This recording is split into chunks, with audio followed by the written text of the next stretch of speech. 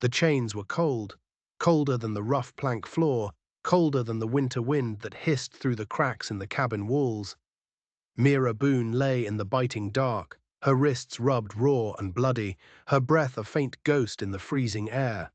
She wasn't a criminal, she wasn't an animal. She was a widow and a mother, and someone in the quiet, God-fearing town of Ash Hollow had decided she deserved to die like this. Alone, starving, chained to her own floor. Her twin daughters, Clara and June, just 3 years old, were huddled against her, their tiny bodies shivering, their tears freezing on her limp hands. They didn't understand. They just knew their mother wouldn't wake up. They knew the warmth was leaving her body, and they knew if she went cold forever, the world would swallow them whole. With a desperation that burned hotter than any fire, the girls pulled on their thin, ragged shawls. They didn't have mittens. They didn't have proper boots. But they had each other. They slipped out the cabin door and into the blizzard, into a world of white fury. Their tiny tracks were erased by the snow almost as soon as they made them. They stumbled down the mountain, their hands clasped so tight their knuckles were white, their faces chapped raw by the wind. They were headed for the only law in Ash Hollow. They were headed for the sheriff. Sheriff Gideon Tulver didn't even look up at first. He just heard the door of his office bang open, heard the frantic skittering of little feet. Then he saw them.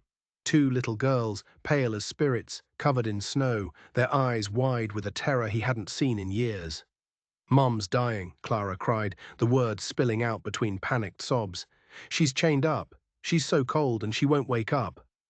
The sheriff put down his pen. He scratched at his thick beard, his brow furrowed. He knew about Mira Boone. Everyone did. Since her husband died, she'd become the town's favorite tragedy. A woman sunk so deep in her grief, she'd started begging for scraps. He'd heard the whispers. That she was unstable, that she was dramatic, that she was an embarrassment to the decent folk of Ash Hollow. His heart wasn't made of stone, but years of keeping the peace in a town that prized reputation over compassion had worn it smooth. "Now, girls, I can't go running up the mountain every time your mama has one of her spells," he said, his voice rough. "She's made her bed with poor choices. Not much I can do about it." The girls just wept harder. Their heartbroken cries filled the tiny office, a sound of pure, helpless grief.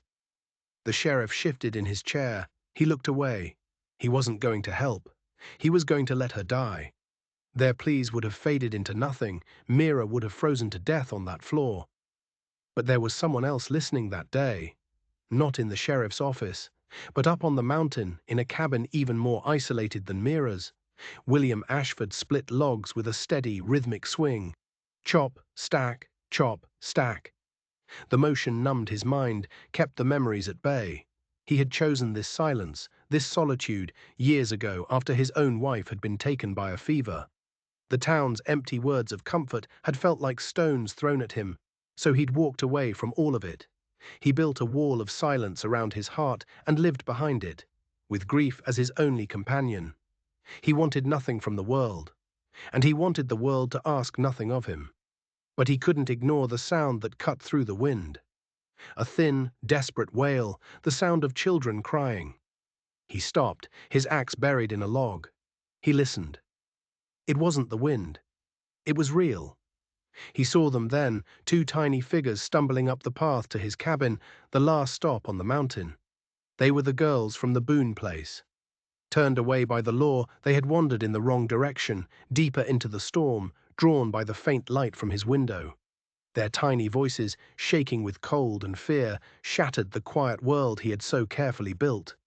"Our mom's dying," June choked out, her little hand tugging on his sleeve. "Please, she's chained and she's so cold." William just stared at them. His jaw was a hard line. His first instinct was silence, his shield, his armor. But as he looked into their tear-filled eyes, he saw a ghost. He saw another winter, another fever, another woman's breath rattling in her chest until it stopped for good, and he remembered how no one had come to help him either. He swallowed the lump in his throat. He looked at the two terrified children. Then he pulled his axe from the log and set it down. He didn't say a word. He just pulled on his heavy coat and followed them back into the storm. The Boone cabin was colder inside than out. a dead, final kind of cold that clings to places where hope has died. The door groaned open under his shoulder, and the sight that greeted him stopped his heart. Mira sprawled on the floor, her face pale and gaunt, her wrists locked in thick, cruel iron chains. She looked less like a person and more like a fallen statue, something that had been beautiful once, now broken and abandoned. The sheer brutality of it hollowed him out. Who could do this? Who could leave a woman to die this way? He knelt beside her, his rough fingers pressing against her neck, searching for a pulse. For a second there was nothing. Then he felt it. Faint, a tiny stubborn flutter. She was alive. A wave of relief so sharp it was painful washed over him. He didn't hesitate. He gathered her into his arms. She was as light as a bundle of sticks. Her head lolled against his shoulder, her breath a barely there whisper against his neck. The twins, Clara and June, clung to his coattails as he stood, carrying their mother out of that tomb and into the raging snow. The journey back up the mountain to his cabin was a brutal, lung-burning agony. Every step was a battle against the wind and the deep snow. But every step was also a promise he hadn't realized he was making. He kicked open his own cabin door and carried her straight to his bed, laying her gently on the rough but warm quilts. He stoked the fire until it roared, melting the frost from the windows. His hands, usually so steady, trembled slightly as he broke the shackles from her wrists with the heavy back of his axe. The clang of iron hitting the floor echoed like a declaration of war. For days, he was her silent guardian. He boiled broth and spooned it carefully past her cracked lips. He sat by the bed, replacing the cool cloths on her feverish forehead. He never spoke more than a few words at a time. Drink, eat, rest. His silence wasn't empty. It was a language of its own, a steady, protective presence that promised safety. The twins, seeing their mother was being cared for, slowly came back to life. They would curl up on the bed beside her, and soon the sound of their quiet giggles began to fill the cabin, chasing away the ghosts. But a secret like this can't stay on a mountain. Word travels fast in a small town, and in Ash Hollow, word traveled like a disease. Martha Bell, the town seamstress whose tongue was sharper than any needle she owned, was the first to spread the poison. "That Boone widow," she announced to the customers in the mercantile, her voice dripping with scorn. "She's holed up with that mountain man. No shame. He's not a savior, he's just as desperate as she is." The others nodded, their faces tight with disapproval. A woman, a widow, living in a man's cabin. With no marriage vows, no blessing from the church. It was a scandal. It was filth. And scandal was the fuel that kept the fires of Ash Hollow burning bright. The next Sunday, Reverend Silas Crow stood at his pulpit and thundered about the sanctity of the home. "A woman's dignity must be guarded," he roared, his eyes sweeping over his congregation. "It must not be sacrificed in a masquerade of charity." He never said Mira's name. He didn't have to. Everyone knew who he was talking about. Every word was a stone cast at the cabin on the mountain. But inside that cabin, Mira's dignity wasn't being sacrificed. It was being rebuilt, piece by tiny piece. William would leave a bowl of stew by her bed. He would stoke the fire while she slept. He would brush the snow from her shawl when she finally felt strong enough to step outside. Small things, silent things. But they spoke louder than any sermon. As her strength returned, she would watch him in the firelight. He'd be mending a broken chair or sharpening his hunting knife, his face a landscape of shadows, his silence a fortress. She wondered what sorrow he carried, what had driven him away from the world. She wanted to ask, but she didn't dare break the quiet peace between them. One evening, as the twins slept by the hearth, she finally found the courage. Her voice was a whisper. "Why?" she asked. "Why did you help me?" William stopped his work. He looked at her, his eyes dark and unreadable in the flickering light. He said nothing. He didn't need to. In his gaze, she saw the answer. Because once, a long time ago, no one had helped him. And he had sworn to himself he would never let that happen to someone else. In that moment, something shifted in the quiet cabin. The gratitude in Mira's chest felt as heavy and real as a stone. But so did the fear. Because she knew the world outside these four walls, the world of Martha Bell and Reverend Crowe, would never, ever let them be. The town was coming for them, and she didn't know if William's silence would be strong enough to protect them. The days started getting a little longer, but the cold didn't let up. It was a stubborn, bitter cold that seemed to seep right into your bones. Mira's strength came back slowly. First, she could sit up without the room spinning. Then, she could stand. Soon she was moving around the small cabin, her daughters trailing behind her like two little shadows, terrified she might disappear again if they looked away. Every day was the same routine. William would be up before the sun, his axe splitting the morning silence. He'd cook a simple breakfast, his movements efficient and precise. He never asked for a thank you, he never asked for anything. His silence was a strange comfort, a solid presence that filled the small space with a sense of safety that Mira hadn't felt in years. When she was strong enough, she started to contribute. She swept the floor, she mended the girls' torn clothes, she baked bread with the flour he provided. She felt a sting of shame, the shame of being a burden, of having to be rescued. But she slowly started to understand that William's silence wasn't judgment. It was a form of respect. He was giving her the space to heal without the weight of words. But the town of Ash Hollow never respected silence. The whispers that had started in the mercantile grew louder, uglier. They slithered up the mountain like smoke. Martha Bell's stories became more elaborate. "That widow's in his bed now," she'd say, her eyes gleaming with malice. "He's not helping her. He's using her. It ain't right." And people listened. They repeated the lies until the lies became the truth. The pressure mounted on Sheriff Tolver. The good, church-going folk of the town demanded that he do something. A woman living in sin, right under their noses, and with children no less. There was talk of having Clara and June taken away, placed in a proper Christian home, saved from their mother's shame. One morning, the sheriff rode up the mountain trail, his horse's breath pluming in the frigid air. William was waiting for him at the door, his arms crossed over his broad chest, his face like carved stone. He didn't move. He didn't speak. He just watched the sheriff approach. "Ashford," the sheriff started, shifting uncomfortably in his saddle. "The town's uneasy.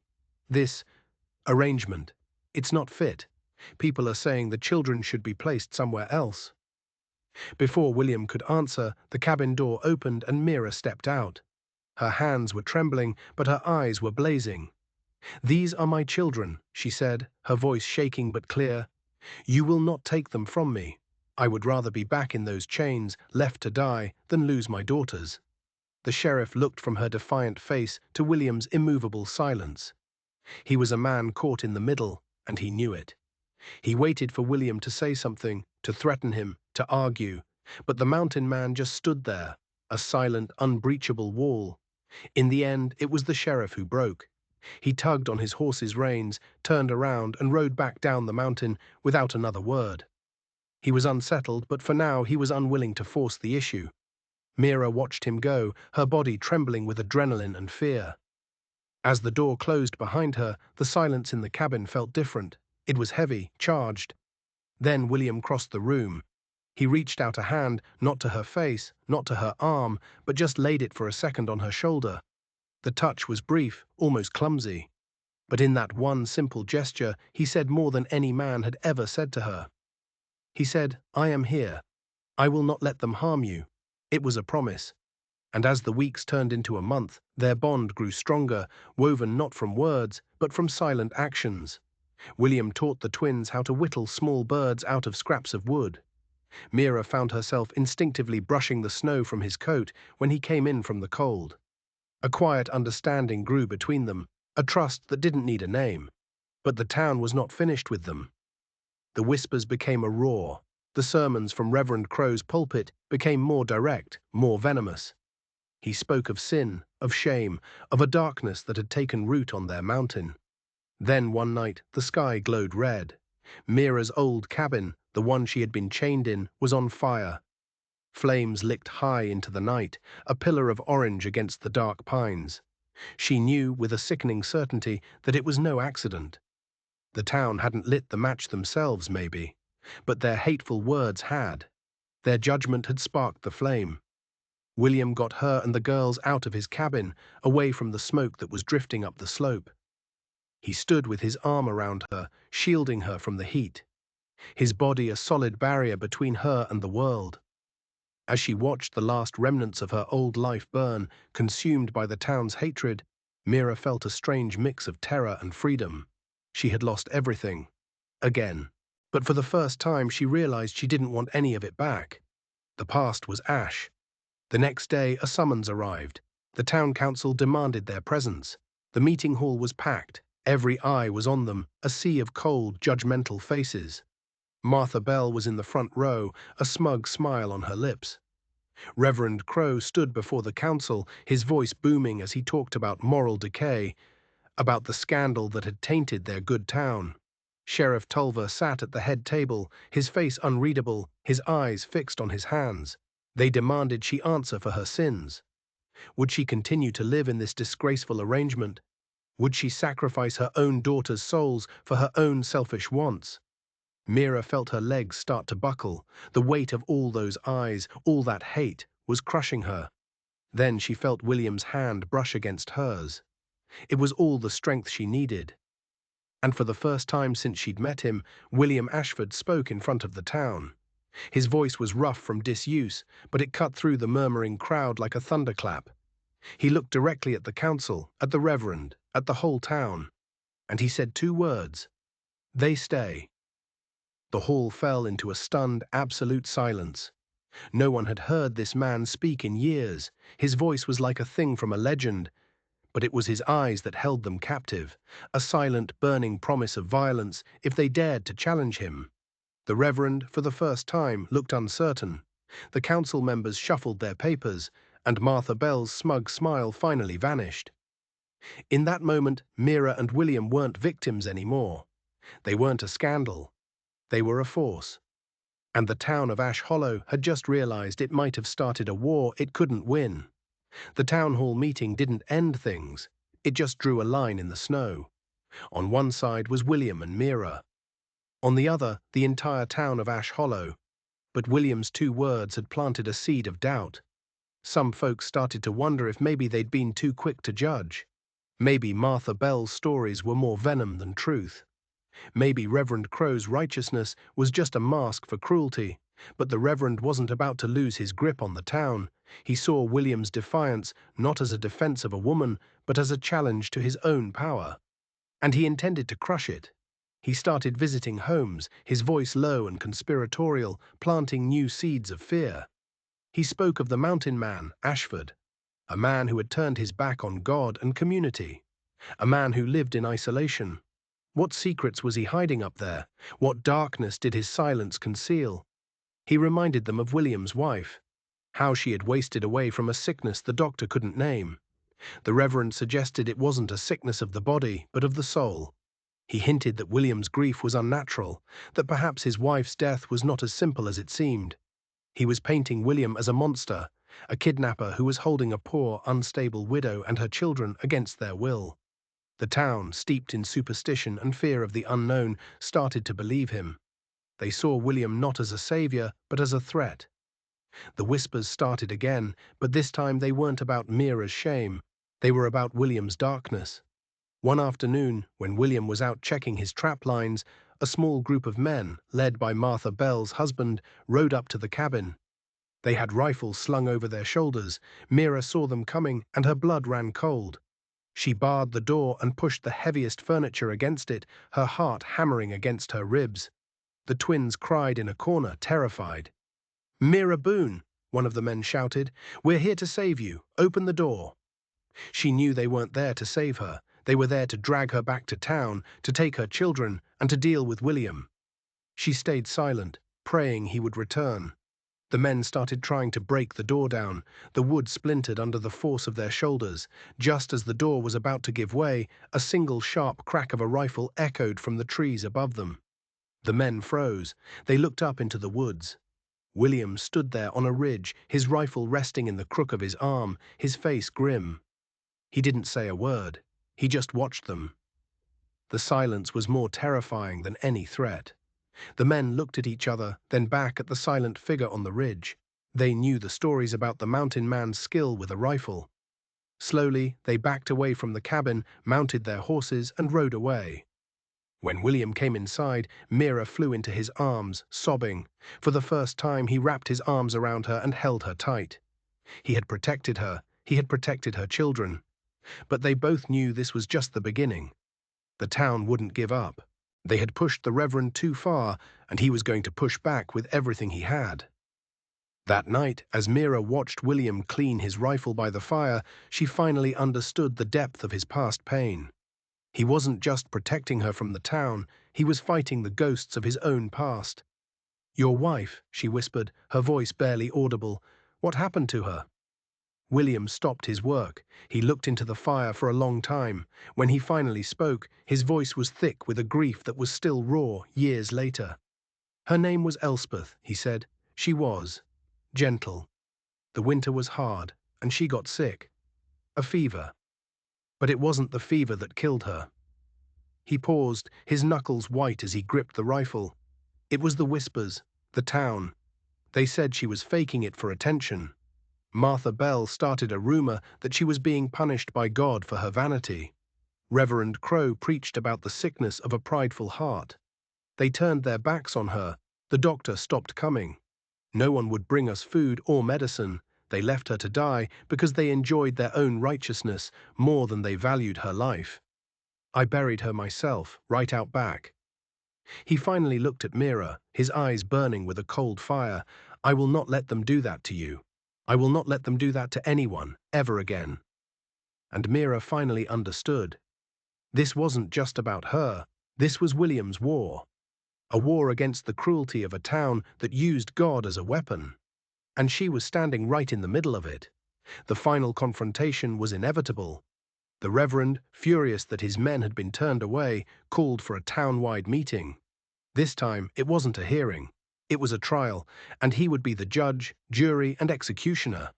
He declared that Mira Boone was clearly under the influence of a dangerous and godless man, and for the safety of her immortal soul and the souls of her children, she was to be removed from the mountain and placed under the church's care. The children would be sent to an orphanage far away. He was tearing her family apart, and he was using the town's fear to do it. The entire town gathered in the church. It was dark, suffocating. William and Mira walked in, the twins clinging to their hands, and a wave of silence fell over the crowd. They walked down the aisle, facing the hateful stares, and stood before the pulpit where Reverend Crow waited, his face a mask of smug piety. "William Ashford," the Reverend began, his voice echoing in the rafters, "you have defied this community. You have harbored a woman of questionable morals and poisoned her mind against us. You have raised a weapon against your neighbors. You are a source of darkness in this valley. And you," he said, turning his venomous gaze on Mira, "have allowed yourself to be led into sin. You have abandoned your dignity. But there is still time for redemption. Renounce this man. Give your children over to the care of the church, and we will pray for your fallen soul." Mira looked at the faces in the crowd. She saw Martha Bell, her lips curled in triumph. She saw the sheriff, looking down, ashamed. She saw fear, and she saw hatred. But then she looked at William, standing solid and silent beside her. She drew strength from him. "No," she said, her voice clear and strong, "you will not take my children, and you will not speak of sin. The only sin I see in this room is yours, Reverend. The sin of cruelty disguised as faith." A gasp went through the crowd. No one had ever spoken to the Reverend that way. His face turned purple with rage. "Blasphemy!" he roared. "She is possessed. The man has bewitched her." He raised his hand, pointing a trembling finger at William. "He is the devil on our mountain." Just as the crowd began to stir, ready to become a mob, a voice cut through the tension. "That's enough, Silas." It was Sheriff Tulver. He had stood up, his face pale but determined. "This has gone on long enough." "Stay out of this, Sheriff," the Reverend hissed. "This is a matter for the church." "No," the sheriff said, his voice growing stronger. "It's a matter of the law and the truth." He walked to the front of the church, turning to face the congregation. His hands were shaking, but his eyes were steady. You all listen to me. I've been your sheriff for 20 years. I've kept my mouth shut about a lot of things to keep the peace, things I'm not proud of. I knew what you were doing to William's wife all those years ago. I knew it was wrong, and I did nothing. And that guilt has eaten at me every single day since. He took a deep breath. But I won't be silent anymore. You want to know about sin? You want to know about darkness? He turned and pointed directly at Reverend Crow. Then you should ask your Reverend why he was the one who went to Mira Boone's cabin a month ago. Ask him why he told a grieving, starving widow that her suffering was a sign of God's displeasure. Ask him why he told her the only path to salvation was to chain herself to the floor as penance, to pray and fast until her sins were cleansed. The church erupted. The silence was shattered by 100 shocked voices. And you should ask him, the sheriff's voice boomed over the noise, why he was the one who gave her the chains, and why he was the one who locked them on her wrists himself. He didn't leave her to die. He was actively trying to kill her, to make an example of her. That's not the work of God. That's attempted murder. The final piece of the puzzle slammed into place. The chains. The punishment. It was all him. The Reverend, the holy man, was a monster. He had preyed on a woman at her lowest point, using her faith against her and leaving her to die a slow, agonizing death, all to solidify his power over the town. The truth, so long buried under lies and whispers, was finally out, and it was more horrifying than anyone could have imagined. The revelation hit the town of Ash Hollow like a lightning strike. The man they had revered, the voice of God in their valley, was a manipulative monster who had used their faith to nearly murder a helpless woman. The crowd turned. The faces that had been filled with hatred for Mira and William were now filled with a horrified rage directed at Reverend Crow. He stood at the pulpit, his face ashen, his mask of piety shattered. He tried to speak, to deny it, but his words were drowned out by the angry shouts of the people he had controlled for so long. Martha Bell, his most loyal disciple, looked utterly broken. The foundation of her world crumbled to dust. Sheriff Tulver walked up to the pulpit, his face grim. "Silas Crow," he said, his voice ringing with newfound authority, "you are under arrest for the attempted murder of Mira Boone." He pulled the Reverend down from the pulpit and bound his hands. The symbol of the town's moral corruption was led away in shame, the angry whispers of his former flock following him out the church doors. In the stunned silence that followed, William put his arm around Mira and the twins and led them out of the church. The crowd parted for them, their eyes now filled not with judgment, but with a deep collective shame. They had been complicit. Their gossip and their fear had given the Reverend the power he needed to commit his terrible acts. They had almost let an innocent woman die, and they had nearly destroyed another family in the process.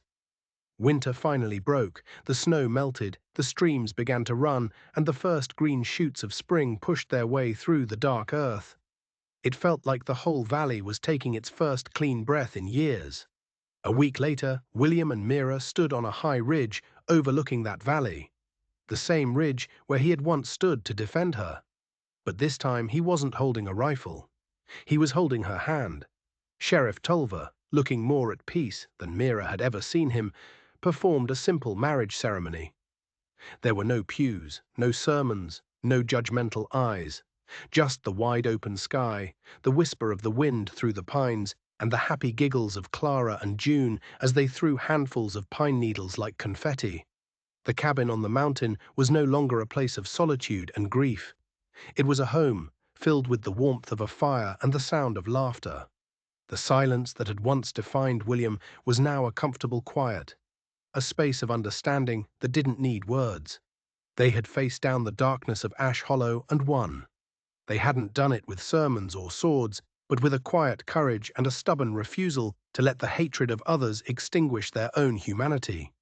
They had found their salvation not in a church, but in the shelter they built for each other.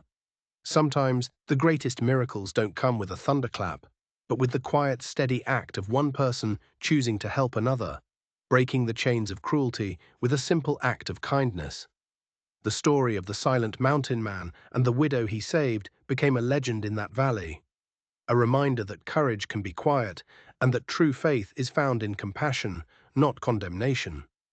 If you were moved by this story of justice and redemption, and you believe that one person's kindness can change the world, do us a favor and hit that subscribe button. Thanks for listening.